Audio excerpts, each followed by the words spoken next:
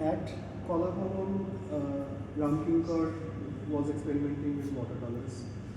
Nandalal was not too happy with it, but Ramkinkar says that he didn't stand in my way either. He expressed his disapproval, but Nandalal didn't. I don't think you would stand in Ramkinkar's way anyway. So Ramkinkar is a painter who's, who is completely, has no formal training when he arrives in Colombo. So he starts out as a sculptor.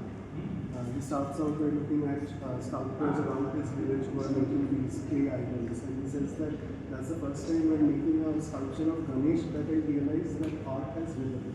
And then he starts to find rhythm in these things and he starts working with it. And then he comes to Colombo and Nandana tells him that I have nothing to teach you.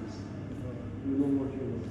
So Ramkinkar persists in Colombo, then, and in these words particularly, he also says somewhere that he was inspired by the Chinese techniques, which essentially meant that this is wet on wet.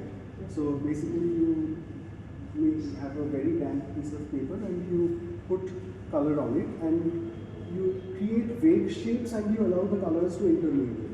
So it's almost like using control of by the artist, and then he kind of uses this Chinese ink to create these very energetic shapes and forms to bring out the buffalo's raw primal energy, and which in a way also responds beautifully to the idea that he's also deliberately using control of his own medium. So it's kind of the material becomes a metaphor of the picture that he's trying to paint, and this one is of spring, and you can